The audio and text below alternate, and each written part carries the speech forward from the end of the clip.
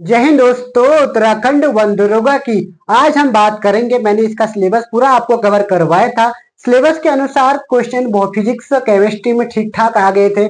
Maths के question भी फंसे थे, लेकिन बायोलॉजी के क्वेश्चन नहीं आए। ठीक है, क्योंकि बायोलॉजी तो पूछी गई थी, वो काफी टफ पूछी गई थी। आज हम इसका डिटेल से एनालिसिस करते हैं। कैसा रहा पेपर का लेवल, क्या कितना सेफ स्कोर रह सकता है, मैथ्स फिजिक्स केमिस्ट्री में लगभग कितने कितने क्वेश्चन पूछे गए थे, इसकी बात भी करेंगे। ठीक है, तो स्टार्ट करते हैं आज की क्लास में। सबसे पहले हम बात करेंगे तो पेपर का लेवल कैसा था। ठीक है, तो पेपर की लेवल की बात करें, अगर जिसने थोड़ा बहुत भी मैथ से पढ़ी होगी तो मैथ से इजी आई थी, पहले बता रहा हूं। ठीक है, तो मैथ से का हमारी क्या हो गई थी, इजी आ गई, मैथ से इजी। ठीक है, और केमिस्ट्री और बायोलॉजी दोनों मॉडरेट लेवल था, मॉडरेट।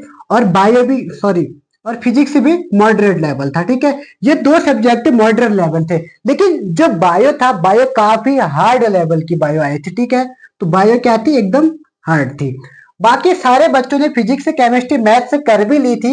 अब हार्ड जो बायो थी, बायो काफी हार्ड आई थी। ठीक है, अब 25 से 27 क्वेश्चन बायो में आए थे। अब इतने क्वेश्चन छोड़ भी नहीं सकता है, और सारे क्वेश्चन अटेम्प्ट तो करने ही है, कुछ ना कुछ करने ही है। अब अटेम्प्ट करेंगे यानी कि तुक्का लगाना है, तुक्का लगाएंगे तो गलत भी होंगे, जिसके चक्कर में क्या हो जाएगा, आपके और क्वेश्चन अगर सही किए होंगे तो यहां से आपकी माइनस मार्किंग हो जाएगी। तो इसलिए इस क्लास को आप अवश्य देखिए, इस क्लास को ज्यादा से ज्यादा शेयर भी अवश्य कीजिएगा। ठीक है, आज हम थोड़ा सवाल पूछेंगे यूके ट्रिपल एससी से। क्यों, कैसे, आखिर तो सिलेबस दिया, उस सिलेबस के अनुसार पेपर क्यों नहीं बनता है। जैसा सिलेबस दिया उस सिलेबस के अनुसार अगर हमारा पेपर बने तो उसके हिसाब से सारे बच्चे अच्छे तैयारी करके अच्छे से एग्जाम क्वालिफाई कर सकते हैं, क्रैक कर सकते हैं। ठीक है, जो सिलेबस पूछा गया वो नीट का लेवल का था लगभग। ठीक है, बायोलॉजी में कह रहा हूँ खासतौर पर।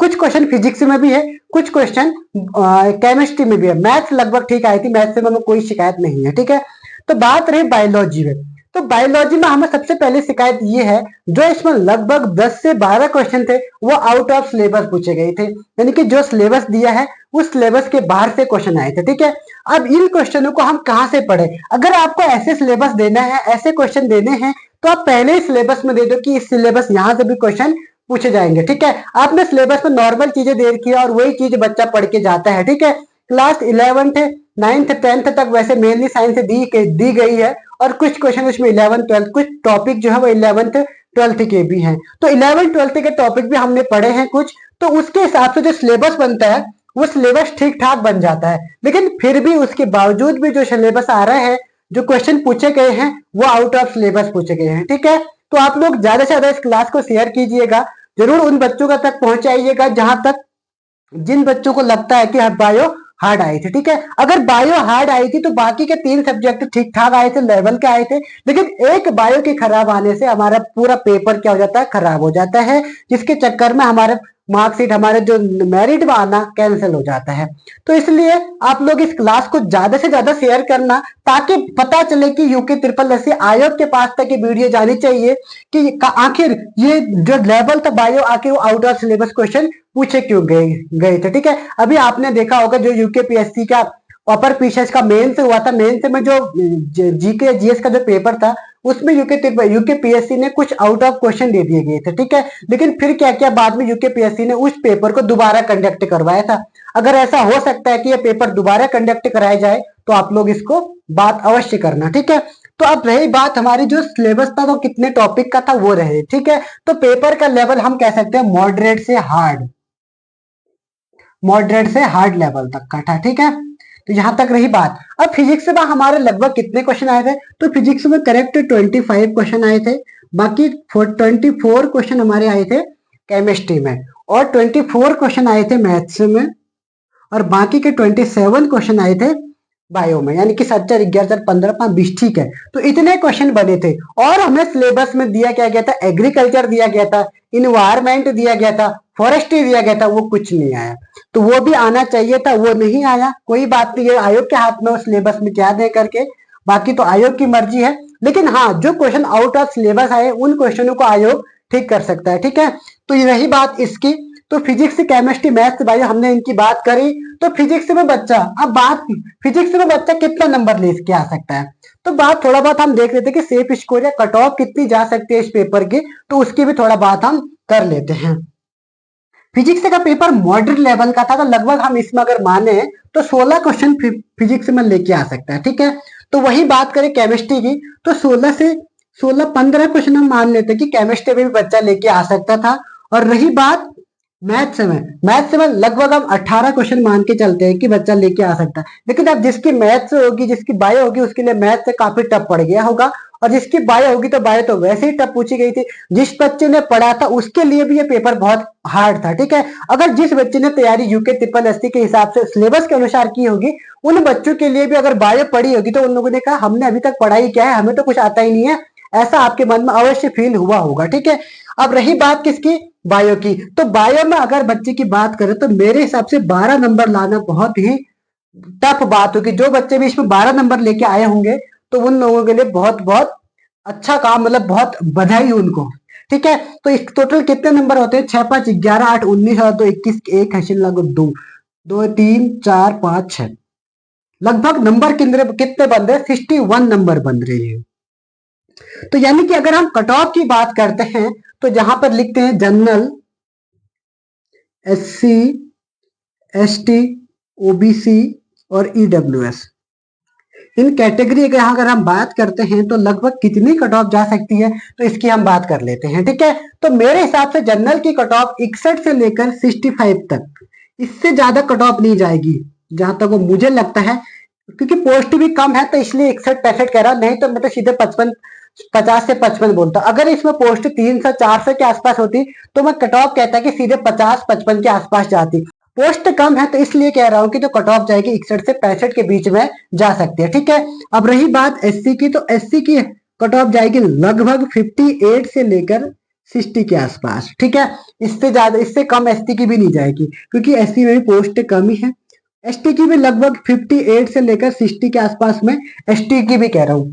ओबीसी लगभग ठीक है, जनरल के आसपास ही जाती है ओबीसी, तो ओबीसी लगभग 60 से 64 के आसपास, इसको भी हम मान लेते हैं। ईडब्ल्यूएस लगभग ये भी सही रहेगी, तो ईडब्ल्यूएस हम मान लेते हैं 59 से लेकर 63 तक हम ईडब्ल्यूएस की भी मान लेते हैं। तो लगभग इस कैटेगरी में अगर हम बात करते हैं, ये सब मेल की बात होगी, ठीक है, ये मेल हो गए। अभी फीमेल की भी बात हम यहाँ पर करेंगे। तो ये जनरल मेल की बात आ गई, ठीक है। तो लगभग 61 से लेकर 65 जनरल मेल। एससी की कट ऑफ जाएगी 58 से लेकर 60। एसटी की कट ऑफ जाएगी लगभग 58 से लेकर 60, लगभग एससी एसटी में सेम ही रहता है। ओबीसी में लगी 60 से 64 और ईडब्ल्यूएस में 59 से 63 के आसपास कट ऑफ रहने वाली है, ठीक है। अब रही बात किसकी, महिलाओं की। अब जनरल महिला की बात करेंगे तो लगभग इतना ही हम मान के चलते हैं, थोड़ा बहुत कम कर लेते हैं, 59 से लेकर 62 के आसपास जाएगी जनरल फीमेल की, ठीक है। यहाँ पर हम फीमेल की बात कर रहे हैं। और एससी की बात करेंगे तो हाँ थोड़ा बहुत एससी में कम जा सकती है, तो 56 से लेकर हम बात करेंगे 58 के आसपास। और ये रही बात किसकी, एसटी की, तो इनकी कट ऑफ भी लगभग 57 के आसपास जाएगी, 57 से 59 के बीच। और ये जनरल ये है 59 से जाएगी इनकी कट ऑफ, ओबीसी की 59 से 62 के बीच। और रही बात ईडब्ल्यूएस की, तो ईडब्ल्यूएस की 58 से लेकर 59 तक, लगभग इतने के आसपास ये कट ऑफ जा सकती है, ठीक है। तो ये रही बात हमारी कट ऑफ की भी, कट ऑफ की भी बात कर ली है। बात हमने पेपर की भी कर ली है, ठीक है। पेपर में जो बायोलॉजी का पार्ट था वो काफी हार्ड था, ठीक है। ये नहीं है कि मतलब इतना असर करे, 60 से 61 कैसे आएंगे। अगर हम बात करते हैं 25 नंबर, अगर हम वैसे भी बात करते हैं तो 25 नंबर जो बायोलॉजी आए थे, जो 20 से 25 नंबर बायोलॉजी के क्वेश्चन आए थे, इन क्वेश्चनों में बच्चे ने ज्यादा तुक्के तो लगाने हैं। अगर बाकी क्वेश्चन करते 75 क्वेश्चन बच्चों ने अटेम्प्ट किए होंगे, बाकी जो 25 क्वेश्चन बचते हैं वो बायोलॉजी के। अब बायोलॉजी के 25 क्वेश्चन में से लगभग 4-5 क्वेश्चन तो किसी न किसी बच्चे को अवश्य आ रहे होंगे, तो 80 क्वेश्चन लगभग अटेम्प्ट कर लिए होंगे। लेकिन अब कुछ बच्चों ने क्या किया होगा, तुक्का लगा लिया होगा बायोलॉजी में, तो उससे उनके नंबर कम हो जा रहे होंगे। तो इसलिए आप लोगों ने तुक्का बहुत कम लगाना। जिस बच्चे ने 75 से 80 क्वेश्चन भी किए होंगे और ठीक ठाक किए होंगे तो उन लोगों का सिलेक्शन होने के ज्यादा चांसेस है। लेकिन जिस बच्चे ने 90 से प्लस क्वेश्चन कर रखे हैं और वो तुक्के लगा के आए हैं, तो उनका होना बहुत ही मुश्किल है।